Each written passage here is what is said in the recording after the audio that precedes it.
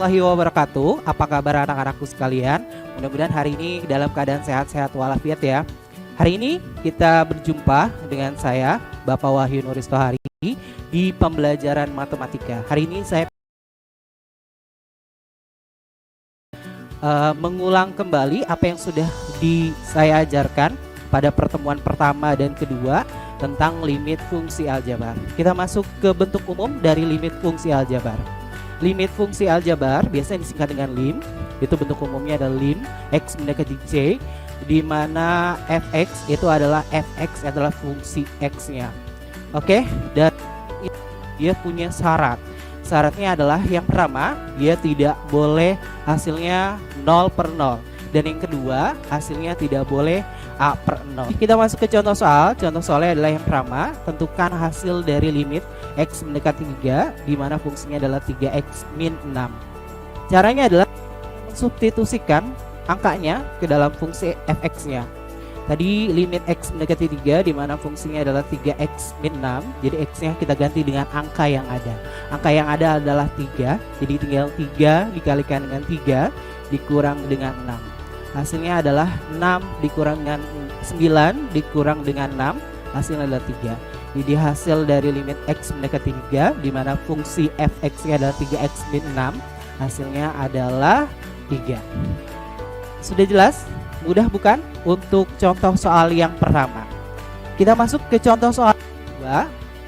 Tentukan limit x mendekati 3, di mana fungsinya adalah x kuadrat min x min 6 per x min 3. Kita mulai pembahasannya. Limit x mendekati 3, di mana x kuadrat min x min 6 per x min 3. Caranya masih sama. Kita hanya mensubstitusikan angka yang ada ke dalam fungsinya.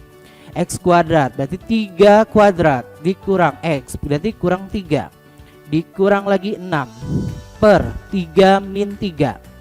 X kuadrat 3 kuadrat 9 dikurang dengan 3, hasilnya adalah 6 dikurang lagi 6 per 3 dikurang 3. Jadi 6 dikurang 6 hasilnya 0 per 3 dikurang 3 hasilnya 0. Jadi hasilnya 0 per 0. Tapi jangan lupa limit fungsi itu punya syarat tadi. Syaratnya adalah tidak boleh hasilnya 0 per 0. Lalu gimana caranya supaya hasilnya tidak per 0? Caranya ada beberapa cara yang bisa digunakan untuk menentukan hasilnya agar hasilnya tidak 0 per 0 atau hasilnya tidak A per 0. Caranya adalah bisa yang pertama menggunakan rumus kuadrat. Kali ini saya mau pakai cara pemfaktoran. Caranya adalah kita harus tahu dulu bentuk umum dari kuadrat.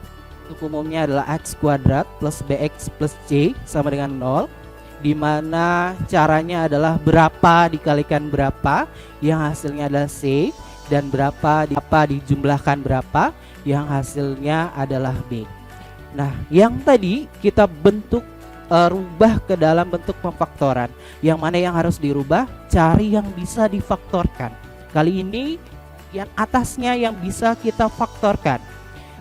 Nggak mesti bagian atas atau bawahnya, bisa juga kedua-duanya. Makanya itu kita harus cari dulu yang mana yang bisa difaktorkan. Kali ini kita cari yang tadi, x kuadrat min x min 6.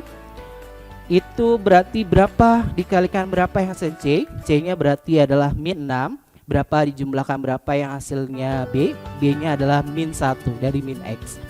Hasil kedua-duanya atas dan bawah harus sama angkanya. Atas dan bawah juga harus sama angkanya. Berarti didapat hasilnya adalah min 3 dikalikan dengan 2, dan min 3 ditambahkan dengan 2. Min 3 kali 2 hasilnya min 6, min 3 tambah 2 hasilnya min 1. Kita dapat fungsinya, kita rubah ke dalam bentuk pemfaktoran. Yang pertama x 3 dalam kurung dan x plus 2 dalam kurung per x min 3. Ada faktor yang sama, kita bisa coret antara x min 3 dan x min 3, kita coret.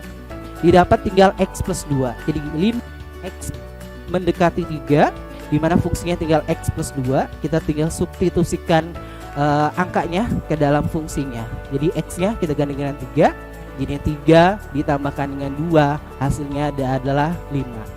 Jika kalian belum terlalu paham, kalian bisa mengulang kembali apa yang sudah diajarkan sebelumnya. Kita ketemu, sampai berjumpa lagi di lain kesempatan.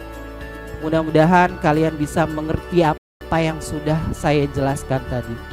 Kurang lebihnya mohon maaf. Assalamualaikum warahmatullahi wabarakatuh.